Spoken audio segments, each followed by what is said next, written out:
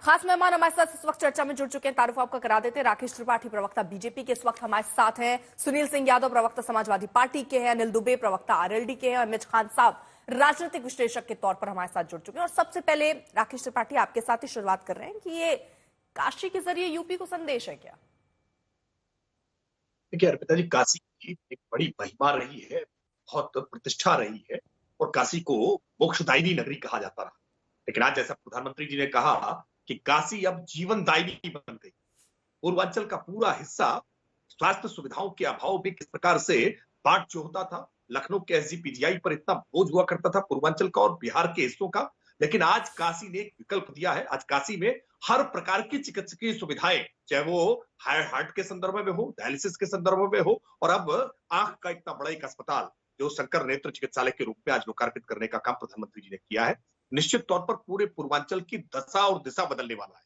प्रधानमंत्री मोदी जी के आने के बाद से पिछले एक दशक में काशी का जिस तरह का स्वरूप बदला है, काशी के जिस तरह की गरिमा रही है, उसकी महत्ता जिस तरह की रही है, आध्यात्मिकता के हिसाब से विरासत को विकास के साथ सजोने का काम जो प्रधानमंत्री जी ने किया है, निश्चित तौर पर पूरी दुनिया भर को आज काशी आकर्षित कर रही है। काशी में बड़ी संख्या में इसलिए पर्यटक पहुंच रहे हैं और विकास के मुद्दों पर आज विपक्ष के पास कोई जवाब नहीं होता है। हम विकास की ही बात करते हैं। आज भी 6,600 करोड़ रुपए की परियोजनाएं देश भर के लिए और उसमें बड़ी हिस्सेदारी पूर्वांचल के लिए, काशी के लिए है, जिसको वास्तविकता में आवश्यकता थी। वरना लोगों ने विकास तो केवल चुनिंदा अपना और अपने परिवार का विकास इस तक सीमित करके रखा था, लेकिन आधारभूत ढांचे का विकास, सीवर का विकास, नालियों का विकास, खड़ंजे को पक्की सड़कों में तब्दील करना, जो इंटीग्रेटेड तारों को इंटीग्रेटेड रूप में लेकर के आना, जो जर्जर तार लटक रहे थे, बिजली की आपूर्ति सुनिश्चित करना, यानी लोगों के जीवन में कैसे परिवर्तन आ जाए, इसके लिए जिस प्रकार के सहज प्रयास प्रधानमंत्री जी ने किए हैं, आज वो सबको सामान्य रूप में दिखाई दे रहे हैं। और इसलिए प्रधानमंत्री जी की लोकप्रियता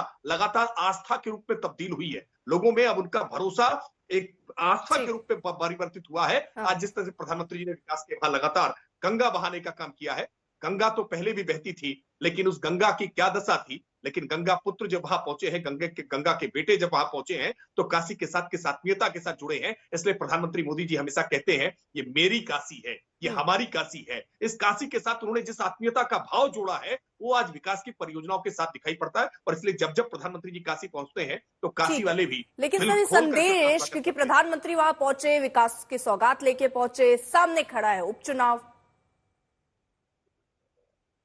उपचुनाव हो अर्पिता जी या ना चुनाव नहीं, चुनाव को विकास, बल्कि चुनाव तो हमेशा विकास की जो गति होती है उसमें अवरुद्ध करने का काम जरूर करते हैं। मॉडल कोड ऑफ कंडक्ट लग जाता है तो कुछ दिनों तक विकास की परियोजनाओं पर काम रुक जाता है। चुनाव हो या नहीं हो, विकास एक सतत प्रक्रिया है और हम विकास के लिए समर्पित हैं। अब प्रधानमंत्री जी से जब चुनाव में 2014 में पूछा गया था पहली प्राथमिकता क्या है, तो उन्होंने कहा था पहली प्राथमिकता विकास, दूसरी प्राथमिकता विकास और तीसरी प्राथमिकता विकास। हम विकास के मुद्दे को लेकर के ही सामने आए हैं, विकास के मुद्दे को लेकर के आगे चले हैं। और ये विकास सर्वांगीण विकास होना चाहिए, ये विकास चतुर्दिक विकास होना चाहिए, ये विकास समावेशी विकास होना चाहिए। ये सबका साथ, सबका विकास और सबका विश्वास और सबका प्रयास, सबको साथ लेकर के चलने वाला है। ये केवल अपना और अपनों का विकास ऐसी कल्पना नहीं है जिसमें सब शामिल हो, जिसमें गरीब भी शामिल हो, जिसमें महिलाएं भी शामिल हो, जिसमें युवा भी शामिल हो, जिसमें किसान भी शामिल हो, सबको साथ लेकर। ठीक है सुनील सिंह यादव, सीधे तौर पर आप बताइए जरा कि क्या विकास के रास्ते चुनाव जीते जा सकते हैं? क्योंकि वो तो कह रहे हैं कि इसको चुनाव से जोड़कर मत देखिए, ये विकास है जो निरंतर चलने वाली प्रक्रिया बीजेपी सरकार में दिख रही। देखिए अर्पिता जी, भारतीय जनता पार्टी की सबसे खूबसूरत बात यह है कि वो जो कहते हैं वो बिल्कुल नहीं करते और जो करते हैं उसको कभी नहीं कहते। अब उत्तर प्रदेश में अगर हम उपचुनाव की बात करें या उत्तर प्रदेश में डेवलपमेंट की बात करें, विकास की बात करें, इनका विकास देखिए। जो बुंदेलखंड एक्सप्रेसवे माननीय प्रधानमंत्री जी अपने हाथों से उद्घाटन करके गए, दिल्ली नहीं पहुंच पाए, वो बैठ गया।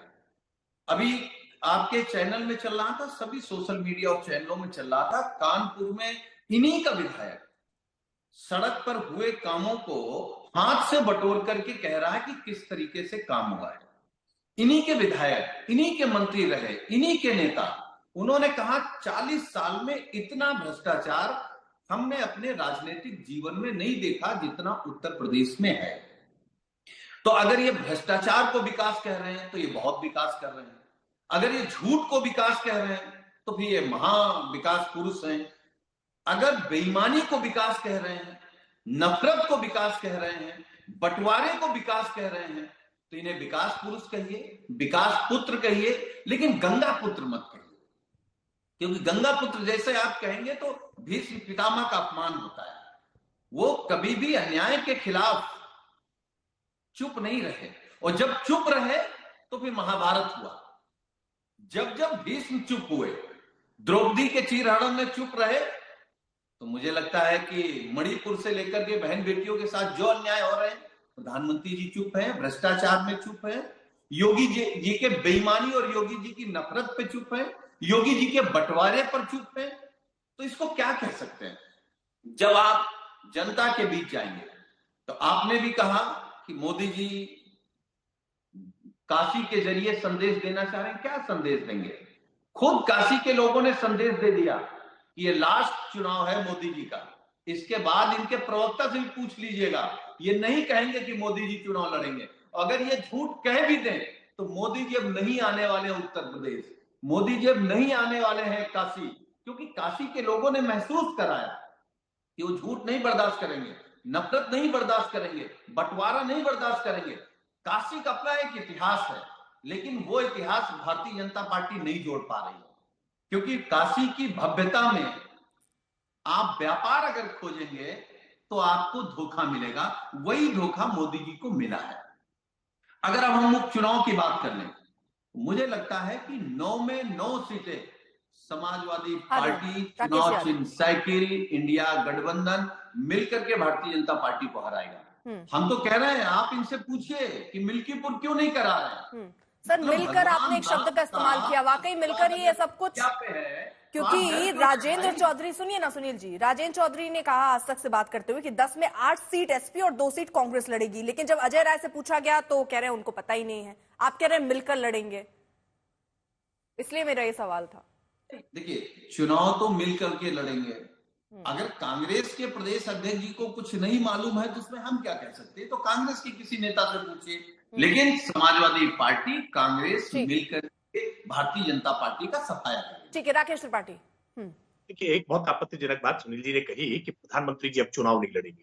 बहुत सारे लोग इस देश में ऐसे हैं विपक्ष के, जिनका मन इतना छोटा है कि प्रधानमंत्री जी को लेकर के तमाम अनाप शनाप बातें करते हैं और उनके तमाम ऐसी कामनाएं करते हैं। लेकिन मैं फिर कह रहा हूं स्पष्ट तौर पर, सुनील जी बहुत लंबी आयु अभी प्रधानमंत्री जी जीने वाले हैं, और जिस तरह की उनके अंदर आत्मबल है, जिस तरह की शक्ति है, आध्यात्मिक चेतना है उनके अंदर, हमें पूरे विश्वास के साथ कह सकते हैं कि देश का नेतृत्व तो लंबे समय तक अभी नरेंद्र मोदी जी करने वाले हैं। आपकी इन कामनाओं से प्रधानमंत्री जी के स्वास्थ्य को, उनके जीवन पर किसी प्रकार का कोई संकट नहीं आने वाला है। आप इस तरह की कामना करते रहिए कि वो चुनाव नहीं लड़ेंगे, वो सक्रिय नहीं रहेंगे, लेकिन प्रधानमंत्री जी देश की आवश्यकता है और प्रधानमंत्री जी पूरी सक्रियता के साथ अभी राजनीति में हम लोगों का मार्गदर्शन करते रहेंगे, देश को आगे बढ़ाते रहेंगे। दूसरी बात आपने कहा कि गरीब प्रधानमंत्री जी ने जो है विकास किस तरह से किया है। विकास का एक मॉडल आपका था गायत्री प्रसाद प्रजापति का, BPL card holder Gayatri Prasad Prajapati कैसे अरबपति बन जाते हैं, लेकिन हमारे मॉडल में 25 करोड़ गरीब लोगों को हम गरीबी रेखा से बाहर निकाल कर लाते हैं। मैंने इसीलिए कहा ना कि विकास अपना और अपनों का, ये विकास की परिकल्पना समाजवादी पार्टी की रही है, जहां अपनी तिजोरियां भर लीजिए,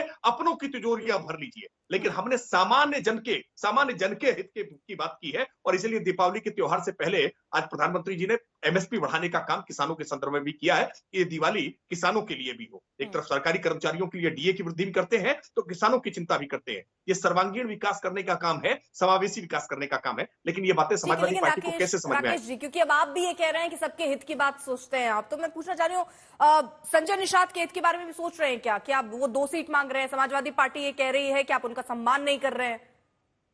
देखिए, मैं पूरे विश्वास के साथ कह सकता हूं कि भारतीय जनता पार्टी और राष्ट्रीय जनतांत्रिक गठबंधन सारी सीटों पर एकजुट होकर के चुनाव लड़ेगी। पार्टी में कौन किसको टिकट मिलेगा, कौन सा सिंबल किसका कहां होगा, ये सारी बातें पार्टी के भीतर हम एक परिवार के रूप में इसको तय कर लेंगे। लेकिन जहां भी कैंडिडेट राष्ट्रीय जनतांत्रिक गठबंधन का होगा, सारा राष्ट्रीय जनतांत्रिक गठबंधन एकजुट होकर के, वो अपना दल हो, वो राष्ट्रीय लोक दल हो, वो सुहेल देव भारतीय समाज पार्टी हो, वो निषाद पार्टी हो, सब मिलकर के एक साथ चुनाव लड़ने का काम करेंगे। इसमें किसी प्रकार का कोई खींचतान नहीं है। ये खींचतान कांग्रेस के भीतर और समाजवादी पार्टी के भीतर बहुत स्पष्ट तौर पर दिखाई पड़ रही है। महाराष्ट्र को लेकर के देखिए, जिस तरह से अखिलेश यादव जी ताल ठोकने का काम कर रहे हैं ना, और हरियाणा में और मध्य प्रदेश में जिस तरह से उनका अपमान हुआ है, अब वो इस बार बिल्कुल दो हाथ करने के मूड में है। तो गठबंधन इनका बहुत बिखरा हुआ है। पुराना ट्रैक रिकॉर्ड है कि सपा ने जिसके जिसके साथ गठबंधन किया है, चुनाव खत्म और गठबंधन खत्म कर देते हैं। तो इस गठबंधन की भी उम्र ज्यादा बची नहीं। हाँ, सुनील जी, एक छोटा सा रिएक्शन आपसे ले लूं, उसके बाद हमारे साथ प्रियंका दत्ता भी कांग्रेस की तरफ से पक्ष रखने के लिए जुड़ चुकी हैं, क्योंकि आपने अजय राय के सवाल पर तो ये कह दिया कि कांग्रेस के नेता जवाब दें उस पर, क्योंकि वो अब जुड़ी हैं तो उनसे जवाब मैं ले लूंगी। आपने छोटा सा रिएक्शन, क्योंकि और मेहमानों पर मैं जा नहीं पाई। इस तरीके से बीजेपी के प्रवक्ता ने कहा, अरे भाई हम लोग तो चाहते हैं कि माननीय प्रधानमंत्री जी स्वस्थ रहें, लेकिन हारते हारते बचे हैं, इसलिए काशी नहीं लड़ेंगे, हम ये कह रहे हैं। आप उनको 105 साल लेकिन एक चीज मुझे बता दीजिए ना सुनील जी, क्या लगता है आपको, जिस तरह मैं 2 सेकंड इतनी परियोजनाओं, इतने बड़े बड़े उद्घाटन, इतनी बड़ी योजनाओं को लेकर आ रहे हैं, तो इसका फायदा तो पूरे उत्तर प्रदेश, पूरे देश को भी, एयरपोर्ट की बात, पूरे देश को फायदा है, तो फायदा तो है, क्या इसका फायदा उपचुनाव में भी बीजेपी को हो जाएगा, नुकसान हो जाएगा आपको? देखिए, मैं केवल एक बात कह रहा हूं, आप बड़ी परियोजना लेकर के आ गए हैं तो इसका मतलब उतना बड़ा ही भ्रष्टाचार लेकर के आप आए, क्योंकि ये लोग भ्रष्टाचार करने में बहुत माहिर हैं। हम लोग गांव के रहने वाले हैं। गांव में राकेश जी, पता नहीं आप आते जाते हैं, गांव की नहीं है। पहले लोग अगर दोस्ती होती थी तो जय वीरू की उदाहरण देते थे, ये दोनों की दोस्ती जय वीरू जैसी है। अब मोदी जी और अडानी जैसी दोस्ती कहने लगे हैं लोग, अगर दो बहुत अच्छे दोस्त होते हैं तो। पूरा 10 साल अपने एक दोस्त को बनाने में लगा दिया और कह रहे देश बनाने में लगा दिया। देश कहां से कहां आ गया? बेरोजगारी देख लीजिए, महंगाई देख लीजिए, देश की सीमाएं देख लीजिए, सरकारी संसाधनों पर जिस तरीके से आरएसएस और भारतीय जनता पार्टी का कब्जा हो गया, वो आपको दिखाई नहीं देगा, क्योंकि पीडीए से नफरत करने वाले लोग हैं आप लोग। जब पीडीए का हक अधिकार, पिछड़े दलितों का आरक्षण छीनते हैं तो शाम को 2 रोटी ज्यादा खा करके सोने वाले लोग हैं आप लोग, इसलिए खुशी होती होगी, लेकिन अब पीडीए आपको छोड़ने वाला नहीं है। मतलब आप ये कह रहे हैं उनका विकास भ्रष्टाचार के लिए है, उनके विकास पर आपका पीडीए भारी पड़ेगा, सीधी सी बात यही है ना सुनील जी? चलिए, जरा मैं प्रियंका जी का भी रुख कर लेती हूँ। प्रियंका, आप जरा मुझे बताइए, क्योंकि यहाँ पर ये गठबंधन की भी बात चल रही है, सब कह रहे हैं हमारे तरफ सब ठीक है, एसपी 8 सीट दे रही है और अजय राय 5 सीट का प्रस्ताव भेज चुके हैं, ये सब कुछ ठीक है? क्या चल रहा है? देखिए अर्पिता जी, वैसे तो सब कुछ ठीक चल रहा है, पर भारतीय जनता पार्टी की सांसें ऊपर की ओर ऊपर और नीचे की नीचे है, तभी तो मिल्कीपुर सीट पर चुनाव नहीं हो रहा है। वैसे भी उत्तर प्रदेश की जनता ने इनको बैसाखी पे ले आए हैं, अब उसके बाद अब घुटनों पे आना बाकी है, तो घुटनों पे आने की तैयारी कर रहे हैं। चलिए छोड़ी, बात करते हैं आज मुद्दों की। मुद्दा ये है कि आज विश्व में जो डंका बज रहा था वो तो ढोल फट गया है प्रधानमंत्री जी का। आप बताइए, नमामि गंगे जैसी परियोजना आज भ्रष्टाचार में पैसे बनाने की मशीन बन गई है, और नमामि गंगे प्रोजेक्ट का क्या हाल है वो यहाँ बैठे प्रवक्ता बेहतर ढंग से बता पाएंगे।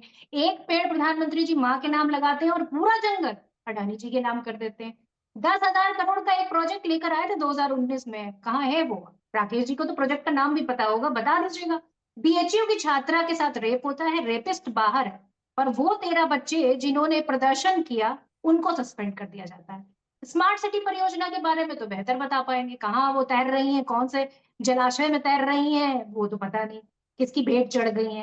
अच्छा, इनके एक मंत्री है दिनेश प्रताप सिंह जी, अरे प्रधानमंत्री जी आए हैं तो कम से कम उस पर भी टिप्पणी करेंगे कि महिलाओं का सम्मान कैसे होता है। उन्होंने एक अभद्र पोस्ट अपने जो है ट्विटर अकाउंट पर की थी, पर प्रधानमंत्री जी, मुझे उम्मीद थी कि उस पर कोई निंदा करेंगे, उस पर समझाएंगे अपने मंत्रियों को, पर नहीं किया। तो खैर, पार्टी ही ऐसी है, इसकी चाल चरित्र चेहरे की क्या ही बात की जाए। दूसरी चीज मैं कहना चाहूंगी कि जिस तरह से प्रधानमंत्री जी लगातार बनारस आ रहे हैं, पर बनारस के लोगों का जो रोजगार है वो पूरी तरीके से खाने का काम कर रहा है। महाप्रसादम जो बनता था, जो वहां की महिलाएं अपने स्वयं सहायता समूह से मेहनत से बनाती थी, अपने घर की रोजी रोटी चलाती थी, आज वो सहायता समूह बंद होने के कगार पे आ गया है, और प्रधानमंत्री जी ने वो काम गुजराती कंपनी को दे दिया। ऐसा पहली बार नहीं हुआ, इससे पहले भी जब जो है घाट बन रहे थे, सारे प्रोजेक्ट उठाकर अपने मित्रों को और गुजरात को चले जा रहे थे। यहाँ की जनता वही जाम में फंसी हुई है। प्रियंका गुप्ता, एक चीज में ये अभी आपने सब कुछ गिना दिया जो बार बार चर्चा करते हैं, लेकिन बात हम उत्तर प्रदेश की कर रहे हैं, काशी में सौगात लेकर आए हैं, ये ठीक, ये तो अच्छी चीज है ना, एयरपोर्ट ला रहे हैं जिससे देश को भी फायदा होगा, उत्तर प्रदेश के लिए बार बार वो कई सौगातों के साथ ही पहुंच रहे हैं। ये तो कुछ वैसे ही हो गया कि 21 लाख करोड़ का जो प्रोजेक्ट कोरोना के बाद आया था, प्रधानमंत्री जी ने कहा था कि नोटबंदी से काला धन आ जाएगा, ये उसी तरह के प्रोजेक्ट है कि जीएसटी लाए थे तो बोले थे कि सब आसान हो जाएगा।